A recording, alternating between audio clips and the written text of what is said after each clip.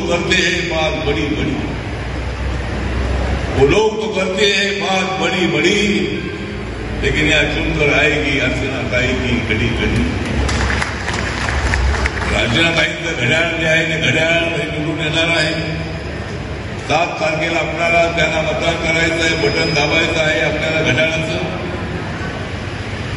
आणि आम्ही सर्वजण आपले जे जिल्ह्यातले प्रश्न आहेत, हा जिल्हा हा पूर्वीचा उस्मानाबाद आणि आता धाराशिव नावाचा जो जिल्हा आहे, या जिल्ह्याची पॅन्थरच्या काळापासून माझे संबंध अत्यंत जवळचे राहिलेले आहेत. सगळ्या तालुक्याशी प्रत्येक गावागावाशी माझा संबंध आहे. आणि दलित पॅन्थरची आमची मुवमेंट अत्यंत स्ट्रॉंग होती. दलित पॅन्थरची मुवमेंट ही सर्वसामान्य माणसाला न्याय देण्यासाठी संघर्ष करणारी मुवमेंट होती. आम्ही कुणावर अन्याय करणार नाही, परंतु अन्याय सहन करणार नाही, अशा पद्धतीची भूमिका मांडत मांडत सगळ्या समाजाला जोडत जोडत पॅन्थरच्या छावण्या गावागावामध्ये,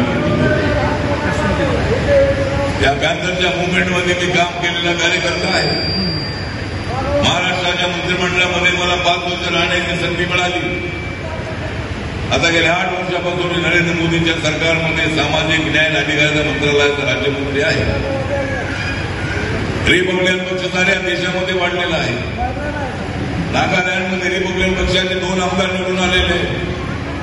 आसाम असेल, मेघालय असेल, मिझोराम असेल, सिक्कीम असेल, अरुणाचल असेल, त्रिपुरा असेल, मणिपूर असेल, सर्व राज्यामध्ये, साऊथ इंडियामध्ये, नॉर्थ इंडियामध्ये रिपब्लिकन पक्षाच्या शाखा आहेत. अंदमान निकोबारमध्ये सुद्धा रिपब्लिकन पक्षाची स्थापना झालेली आहे. लक्षद्वीपमध्ये लवकरच आरपीआयची स्थापना त्या ठिकाणी होणार आहे.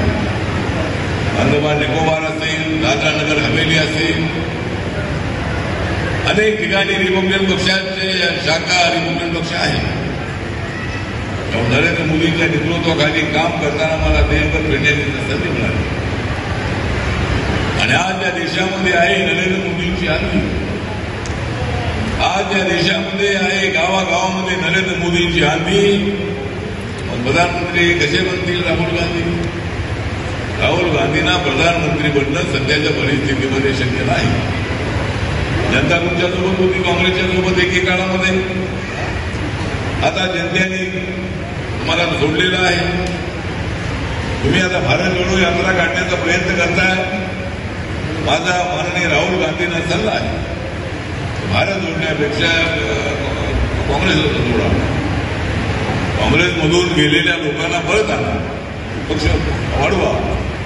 भारत जोडण्यासाठी नरेंद्र मोदी समर्थ आहे. भारत जोडण्यासाठी आम्ही सगळे समर्थ आहोत. भारताला जोडणं ही आमची जबाबदारी आहे.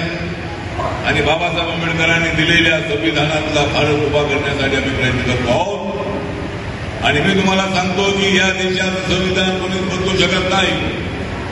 या देशाचं संविधान बदलणार म्हणून दलित समाजामध्ये, अल्पसंख्याकांमध्ये भ्रम निर्माण करण्याचा प्रयत्न या महाविकास आघाडीचा, या इंडिया आघाडीचा प्रयत्न आहे. मी तुम्हाला सांगतो की या देशाचं संविधान कधीच बदलू शकत नाही. जर कोणी या देशाचं संविधान बदलण्याचा प्रयत्न केला, याद राखा, त्यांना या देशात राहण्याचा अधिकार नाही. त्यांना संविधान मान्य नाही. त्यांना मी एवढं सांगेन, चले जाओ. या पद्धतीनं महात्मा गांधींनी 9 ऑगस्ट 1942ला चले जाऊचा नारा दिला इंग्रजांसाठी. आणि इंग्रज त्यावेळेला निघून गेले. या देशाचं संविधान ज्याला मान्य आहे त्याला या देशात राहण्याचा अधिकार आहे. त्यामुळं संविधान बदलणार अशी अफवा पसरवून समाजामध्ये भय निर्माण करायचा, दुसऱ्या बाजूला भारत जोडो यात्रा का काढायची.